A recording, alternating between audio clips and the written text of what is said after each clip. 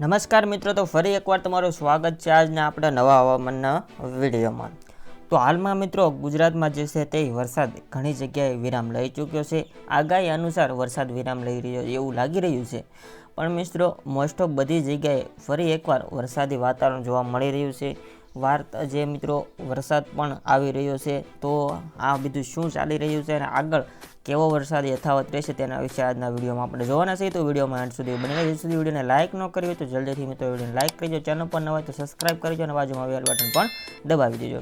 ચાલો મિત્રો આજના વિડીયોની શરૂઆત આપણે કરી દઈએ। તો મિત્રો આજે આપણે જોવાની છે કે આગાહી કેવી છે તે પહેલાં આપણે રીડિંગ જોઈ લઈએ। તો મિત્રો જોઈ શકો છો અત્યારે આપણને જે છે તે ગુજરાતમાં તો કોઈ પણ ખાસ રીડિંગ જોવા મળતું નથી। રીડિંગ જોવા નથી મળતું છતાં પણ આપણને ગુજરાતના ઘણા બધા વિસ્તારોમાં જે છે તે મિત્રો હળવો વરસાદ જોવા મળે છે। ભારે વરસાદ કોઈ પણ જગ્યાએ જોવા મળતો નથી, એટલા માટે તે મિત્રો ખાસ નોંધ લેવી। અને આપણે મિત્રો જે વિડીયો બનાવતા હોય તે હવામાન વિભાગના અનુમાનો દ્વારા જે મિત્રો આગાહી આપવામાં આવે છે તેની ઉપર આપણે બનાવતા હોઈએ છીએ। તો અત્યારે તો મિત્રો ખાસ કોઈ આપણને આગાહી જોવા મળતી નથી, પણ જોઈ શકો છો દિવસમાં 3-4 વાગે આપણે આગળ વધીએ તો આપણને સારું એવું જે મિત્રો મધ્ય ગુજરાતમાં અને સૌરાષ્ટ્રના વિસ્તારમાં આપણને રીડિંગ જોવા મળી રહ્યું છે।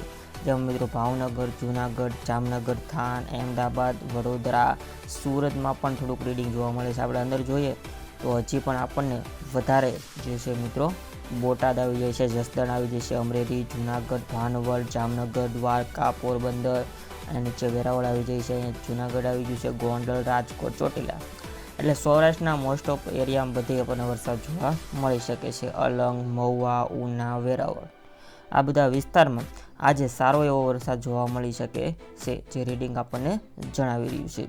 સાથે ઉપર આપણે જોવા જઈએ તો કચ્છના થોડાક એરિયામાં પણ આપણને જોવા મળ્યું છે। ગાંધીધામ, રાયપર, કુડા, મોરબી, સુરેન્દ્રનગર, વિરમગામ, અમદાવાદ, ધોળકા, નડિયાદ, મહેસાણા, હિંમતનગર આટલા બધા વિસ્તારમાં આપણને અહીંયા વરસાદ જોવા મળી રહ્યો છે। ઉપર બીજે તો ખાસ જોવા મળતો કંઈ વરસાદ આપણને છે નહીં। નીચે વડોદરા સાઈડ જોવા જઈએ તો અહીંયા સુરત સાઈડ આપણે તો 2-3 જગ્યાએ આપણને વરસાદ જોવા મળે છે। એમાં પહેલું આવી જાય છે સુરત, વ્યારા, નવાપોર છે। અહીંયા તો રાજપીપળામાં તો આપણને કાંઈ પણ રીડિંગ જોવા મળતું નથી। તો હજી થોડુંક આપણે રીડિંગને આગળ વધારીએ, કેમ કે હાલમાં ઉત્તર ગુજરાતમાં છે તે મિત્રો આગાહી આપવામાં આવી રહી છે। ધીમે ધીમે રીડિંગ આગળ વધે છે, આપણે જોઈએ હવે। તો પછી તો મિત્રો આપણને કાંઈ રીડિંગ જોવા મળતું નથી। એ થોડાક સમય બપોર પછીના સમયમાં આપણને અહીંયા રીડિંગ જોવા મળી રહ્યું છે। આ વચ્ચે હવામાન વિભાગે શું આગાહી આપી છે આજના દિવસ માટે તેના ઉપર પણ સાથે સાથે નજર આપણે ફેરવતા જઈએ। તમે મિત્રો આ આગળના દિવસોનું રીડિંગ જોવો કે આગળના દિવસોમાં કેવું રીડિંગ જોવા મળી શકે છે। તો આપણે મિત્રો હવામાન વિભાગની આગાહી જોવા જઈએ તો ગુજરાતમાં જ્યારથી ચોમાસાની શરૂઆત થઈ ગઈ છે ત્યારથી જ મેઘરાજાએ ધમાકેદાર બેટિંગ કરી છે।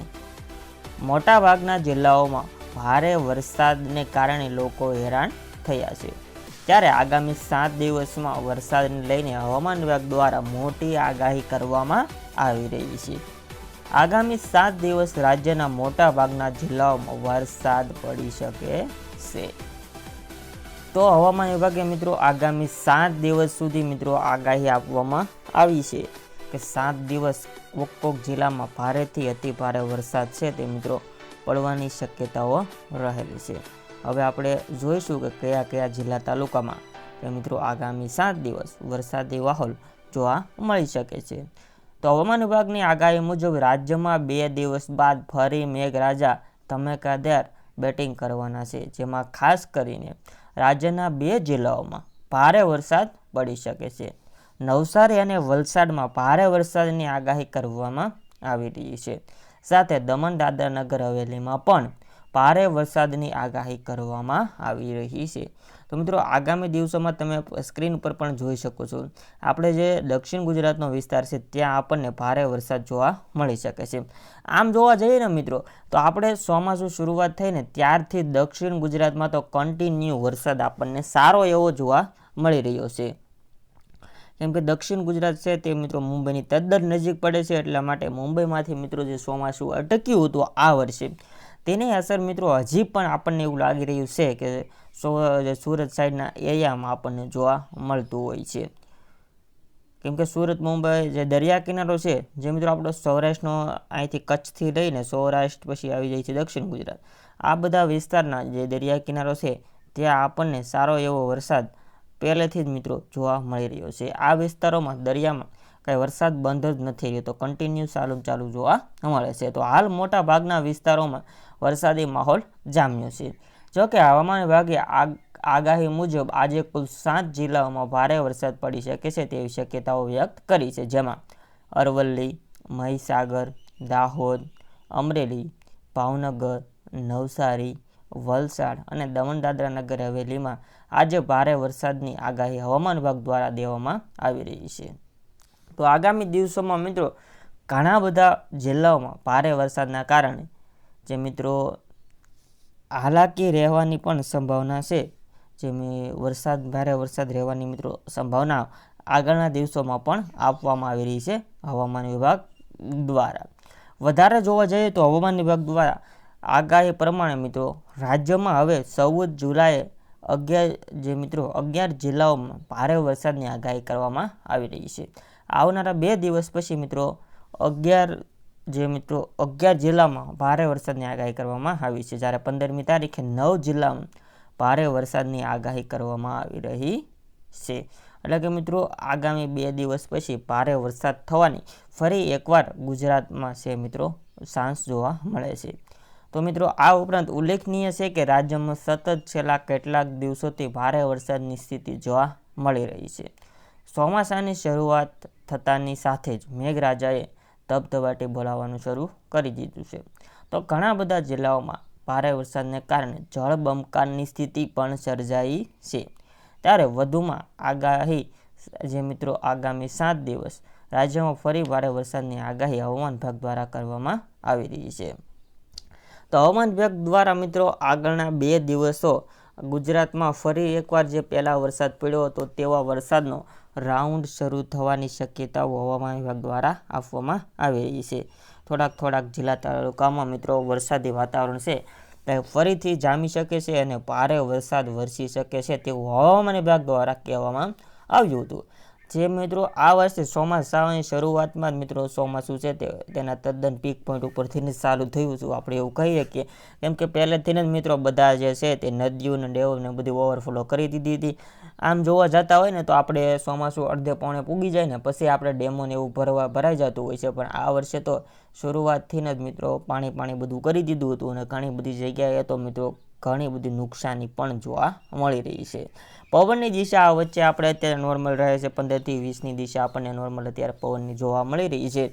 ખાસ કોઈ મોટી પવનની અત્યારે દિશા જોવા મળતી નથી.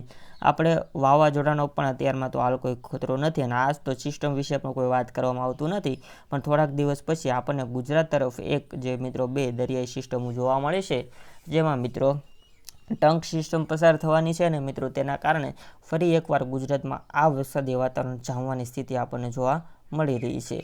બાકી ખાસ કોઈ મોટું વાવાઝોડું કે એવું આપણને કોઈ પણ જગ્યાએ મિત્રો તમે જોઈ શકો તો ખતરો જોવા મળતો નથી. અને આ વર્ષે આમ સારું છે કે વાવાઝોડું એવું આપણને જોવા મળતું નથી, વરના જે મિત્રો વરસાદ નુકસાન કરે એની કરતાં તો ડબલ 3 ગણું જે છે તે વાવાઝોડું નુકસાન કરતું હોય છે. વાવાઝોડું તદ્દન ઘાતક છે મિત્રો, એટલે અત્યારે તો આપણે આવવાના કોઈ ચાન્સ નથી, આવનારા દિવસોમાં જોઈએ છે, પણ ન આવે એટલું જ સારું, કેમ કે વાવાઝોડું છે તે મિત્રો તબાહી મચાવી દેતું હોય છે. બાકી આપણને અત્યારે પવનની દિશા પણ નોર્મલ જોવા મળી શકે છે, તમે સ્ક્રીન ઉપર જોઈ શકો છો. પવનની દિશા પણ કોઈ ખાસ નથી. જ્યારે મિત્રો વરસાદ આવવાનો હોય ભારે વરસાદ, ત્યારે થોડીક સમય 40થી 50ની સ્પીડ જોવા મળી શકે છે. તે આ વર્ષે આપણને એક નવું જોવા મળી રહ્યું છે, કેમ કે વરસાદ આવવાનો હોય તે અમુક વિસ્તારમાં જેની પહેલાં જ 40થી 50 કિમી કલાકની મિત્રો ઝડપે પવન જોવા મળતો હોય છે. તો હવે મિત્રો આજની આગાહી જે છે સંપૂર્ણ આપણે પૂરી કરી દીધી છે. આજનો રીડિંગ આપણે જોઈ લીધું છે. હવે મિત્રો તમારે કાંઈ પણ પૂછવું તો મને કોમેન્ટ બોક્સમાં જણાવજો. સાથે આપણી યુટ્યુબ ચેનલમાં નવા યુટ્યુબ ચેનલ સબસ્ક્રાઈબ ન કર્યું તો યુટ્યુબ ચેનલ સબસ્ક્રાઈબ કરી બાજુમાં બેલ બટન દબાવી દેજો. ચાલો મિત્રો મળીએ આવા જ બીજા વિડીયો સાથે. જય હિન્દ, વંદે માતરમ.